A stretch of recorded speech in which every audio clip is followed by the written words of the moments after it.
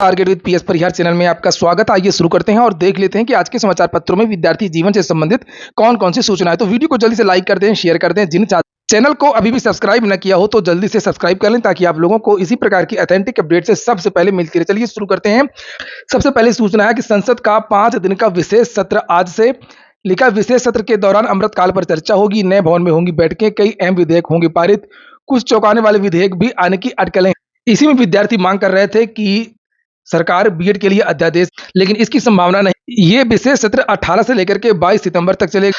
अगली सूचना Asia cup की है और कल जबरदस्त तरीके से भारत ने श्रीलंका को फाइनल मैच में हरा दिया। श्रीलंका केवल 50 रन ही बना पाया था, जिसको भारत ने 263 गेंद शेष रहते जीत लिया। कल ये कमाल किया मोहम्मद सिराज ने, जिसने एक ओवर में 4 विकेट और टोटल 5 विकेट लिए।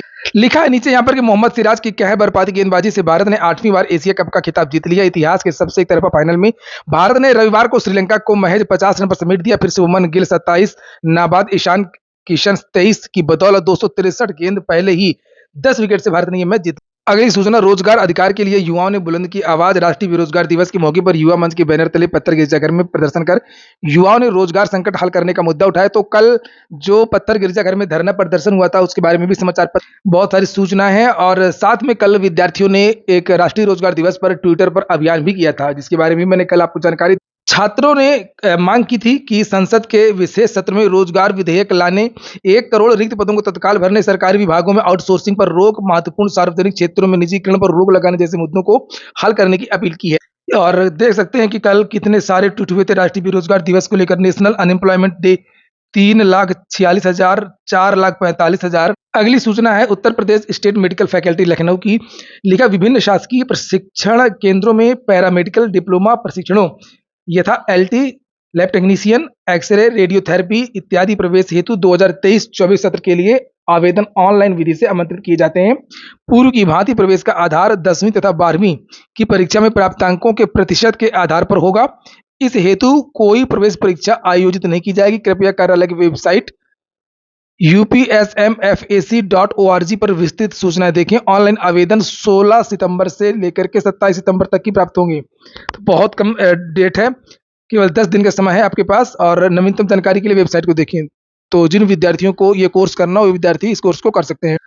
अगली जो सूचना है वो अस्थायी संस्कृत शिक्षकों का चयन अब मंडल स्तर पर होगा। आप लोग वीडियो को पूरा देखा करें, बहुत सारी सूचना छूट जाती है, फिर आप लोग कमेंट से पूछते हैं। लिखा है कि प्रदेश के 973 सहायता प्राप्त संस्कृत माध्यमिक विद्यालयों व महाविद्यालयों में शिक्षकों का अस्थायी चयन अब मंडल स्तर पर होगा। पहले जिला विद्यालय निरीक्षक शिक्षकों के चयन का प्रस्ताव माध्यमिक शिक्षा निदेशक को अनुमोदन के लिए भेजते थे। परीक्षण के बाद निदेशक स्तर से मानदेय पर शिक्षकों की नियुक्ति की मंजूरी दी जाती थी। निदेशक से अनुमोदन मिलने के बाद ही वेतन का भुगतान होता था। इसमें बहुत अधिक समय लगता था। लिखा है कि ऐसे में पुरानी व्यवस्था में बदलाव करते हुए अस्थायी शिक्षकों के चयन के लिए अनुमोदन का अधिकार मंडलीय संयुक्त शिक्षा निदेशकों को दे दिया गया है। अपर मुख्य सचिव दीपक कुमार ने 17 अगस्त को व्यवस्था में बदलाव संबंधी आदेश जारी कर दिए। शिक्षा निदेशालय में उप शिक्षा निदेशक सीएल चौरसिया संशोधन का शासनादेश 4 सितंबर को सभी कमिश्नर, डीएम, जेडी व डीआईओएस आदि अधिकारियों को क्रियान्वयन के लिए भेज दिया है। वह आगे लिखा हुआ है कि एडेड हाई स्कूलों में संविदा पर रखे जाएंगे बाबू और चपरासी। और ये जो संविदा हर जगह, चाहे वो संस्कृत शिक्षकों की भर्ती हो, चाहे ये आप देख लीजिए जूनियर क्लर्क की भर्ती हो, इसी का विरोध किया जा रहा है कि आखिरकार इस सरकार का इतना संविदा कर्मियों से प्रेम क्यों है और ये जो भर्तियां वो स्थायी क्यों नहीं की जा सकती हैं। अभी प्रयागराज में एक रोडवेज के कंडक्टर ने भी आत्महत्या कर ली थी बस के अंदर, और वो पीड़ित था। संविदा कर्मियों का ज्यादातर शोषण होता है, ना तो उनको उचित सुविधाएं मिलती हैं और ना ही उन्हें कोई सुरक्षा मिलती है। तो फिलहाल देख लीजिए यहाँ पर क्या लिखा है कि प्रदेश के 3049 सहायता प्राप्त जूनियर हाई स्कूलों में बाबुओं और चपरासियों की नियुक्ति अब संविदा पर होगी। शिक्षा निदेशालय ने आउटसोर्स और संविदा पर भर्ती के लिए प्रस्ताव भेज करके शासन से अनुमति मांगी थी। सूत्रों के अनुसार मुख्यमंत्री से हरी झंडी मिलने के बाद संविदा नियुक्ति पर पड़ने वाले खर्च और आवश्यक मानव संसाधन आदि का आगणन तैयार करके भेजा जा रहा है। और इन स्कूलों में 1988 से पहले तक लिपिक के 1 और चपरासी के 3 पद हुआ करते थे। 500 से अधिक छात्र होने पर 2 लिपिकों की नियुक्ति का नियम था। 1988 के बाद चपरासी का 1 पद घटा करके 1 कर दिया गया है। 2018 में लिपिक और बाबू का पद ही समाप्त कर दिया गया है। ये देखिए, उसके बाद सेवानिवृत्त के कारण कई स्कूलों में एक भी बाबू और चपरासी नहीं रह गए हैं।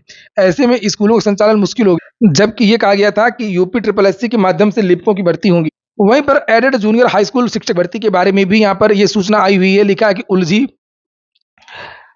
प्रधानाध्यापकों और शिक्षकों की भर्ती। प्रदेश के सहायता प्राप्त जूनियर हाई स्कूलों में प्रधानाध्यापकों व सहायक अध्यापकों के 1894 पदों पर भर्ती हुई कानूनी विवाद में उलझ गई है। हाईकोर्ट के आदेश पर 2 साल पहले यह भर्ती शुरू हुई थी। 17 अक्टूबर 2021 को भर्ती के लिए लिखित परीक्षा आयोजित की गई थी। 15 नवंबर 2021 को घोषित परिणाम हाईकोर्ट के आदेश पर 6 सितंबर 2022 को संशोधित किया गया। उसके बाद फिर कुछ भर्तियों ने याचिकाएं दायर कर दी जो हाईकोर्ट में विचाराधीन है। तो ये मामला बहुत ज्यादा उलझ गया, जल्दी सॉर्ट आउट नहीं हो रहा है, इसलिए विद्यार्थी कह रहे हैं कि अब ये जो भर्ती है वो दोबारा होनी चाहिए ताकि कोई विवाद ना हो और इसमें पदों को भी जोड़ दिया जाए। चूंकि जानकारी निकल करके आ रही है कि एडेड विद्यालयों में लगभग 8,000 पद रिक्त हैं। ये देखिए, प्रतियोगी छात्र प्रतिनिधि मंडल की तरफ से प्रेस विज्ञप्ति भी जारी की गई है एडेड जूनियर भर्ती को लेकर के। लिखा है कि जूनियर एडेड शिक्षक भर्ती लगभग 3 वर्ष से न्यायालय की चौखट पर अपना माथा रगड़ रही है। प्रदेश सरकार को चाहिए कि इस भर्ती को पुनः रद्द करके तत्काल इसकी पुनः परीक्षा करवा करके एवं नए खाली पदों को जोड़ करके एक बड़ी भर्ती निकाली जाए। सरकार की अगर मंशा सही है भर्ती को कंप्लीट करना, तो सरकार इसके लिए कोई ना कोई रास्ता निकाल सकती है और सबसे अच्छा रास्ता यही होगा कि इस भर्ती को अब रद्द कर दिया जाए। चूंकि पहले ये आर्डर सुरक्षित हुआ था, बाद में फिर जज साहब ने कहा नहीं नहीं, अभी इसमें सुनवाई बाकी रह गई। आखिरकार ऐसी कौन सी बातें हैं जो किसी को समझ में नहीं आ रही। यहाँ पर आगे लिखा हुआ है कि ताकि ज्यादा से ज्यादा बेरोजगारों की बेरोजगारी दूर हो सके, जूनियर एडे में लगभग 8,000 पद रिक्त हैं और इन सभी पदों में भर्ती होनी चाहिए। इस भर्ती में कितना समय लगेगा न्यायालय में इससे बेहतर है कि भ्रष्टाचार की वजह से अपना यह भर्ती कर्म भोग रही है। तमाम छात्रों का इनवैलिड कर दिया गया था। रिजल्ट को किसी को डबल गोला का मामला है। ओएमआर परीक्षा नियामक प्राधिकारी कार्यालय के द्वारा जानबूझकर भ्रामक बनाया गया। इन्हीं सबको देखते हुए माननीय इलाहाबाद हाई कोर्ट इस भर्ती को देखते हुए दंग रह गए और जज साहब निर्णय भी न दे पाए।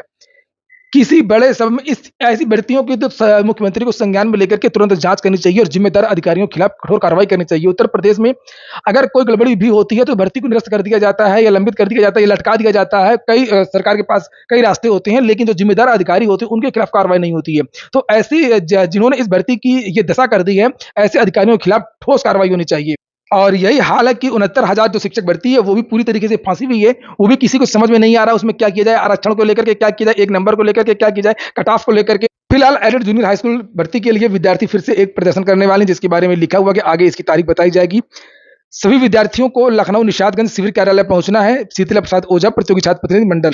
नई नियमावली के इंतजार में रुक गई है पुस्तकालयाध्यक्ष भर्ती। ये भर्ती उच्चतर शिक्षा सेवा आयोग से होनी थी, लेकिन नई नियमावली न बनने के कारण भर्ती शुरू नहीं हो सकी है। लिखा आगे यहाँ पर उच्चतर शिक्षा सेवा चयन आयोग समाप्त हो गया है और उच्च शिक्षा विभाग से नई नियमावली न बनने के बाद इन पदों पर भर्तियां उत्तर प्रदेश शिक्षा सेवा चयन आयोग से होंगी। इस विधा में अपना करियर बनाने वालों को भर्ती का इंतजार है। तो यहाँ पर लिखा हुआ है कि हर वर्ष कई पुस्तकालयाध्यक्ष सेवानिवृत्त हो रहे हैं, लेकिन भर्ती शुरू नहीं हो रही है। इससे प्रतियोगी छात्र अच्छे खासे नाराज हैं। और यहाँ पर अगली जो सूचना है वो यूपीपीएससी की है। लिखा दंत सर्जन स्क्रीनिंग परीक्षा 2023 के लिए ऑनलाइन आवेदन करने वाले जिन अभ्यर्थियों ने आवेदन की हार्ड कॉपी सभी अभिलेखों सहित जमा नहीं किए, उन्हें उत्तर प्रदेश लोक सेवा आयोग ने जमा करने के लिए अंतिम अवसर दिया। 25 तारीख तक शाम को 5 बजे तक ये विद्यार्थी हार्ड कॉपी भेज सकते हैं। एसएससी एमटीएस की भी एक सूचना है। एमटीएस 23 परीक्षा की संभावित उत्तर कुंजी जारी कर दी गई है। मल्टीटास्किंग स्टाफ एमटीएस और हवलदार सीबीआईएन भर्ती परीक्षा 2023 की संभावित उत्तर कुंजी कर्मचारी चयन आयोग ने रविवार को जारी कर दी। नए शिक्षा सेवा चयन आयोग को लेकर के है। लिखा है कि मांगों को लेकर के जेडी कार्यालय पर धरना देंगे शिक्षक। माध्यमिक शिक्षा सेवा चयन बोर्ड अधिनियम की धारा 21, 18 और 12 को समाप्त किए जाने को लेकर के माध्यमिक शिक्षकों में आक्रोश है। ऐसे में उत्तर प्रदेश माध्यमिक शिक्षक संघ के नेतृत्व में इन धाराओं को नए शिक्षा आयोग में शामिल करने की मांग को लेकर के मंडल स्तर पर शिक्षक संयुक्त शिक्षा निदेशक कार्यालय के सामने 23 सितंबर को धरना प्रदर्शन करेंगे। स्कॉलरशिप के लिए आप लोग 28 तारीख तक आवेदन कर सकते हैं और इसकी जो लास्ट डेट है वो 18 से बढ़ाकर के 28 सितंबर कर दी गई है। ये हो गया आज का वीडियो आपको अच्छा लगा हो, आपके काम का हो तो लाइक अवश्य कर दें। जिन छात्रों ने चैनल को सब्सक्राइब न किया हो सब्सक्राइब कर लें। पूरा वीडियो सुनने के लिए बहुत बहुत धन्यवाद।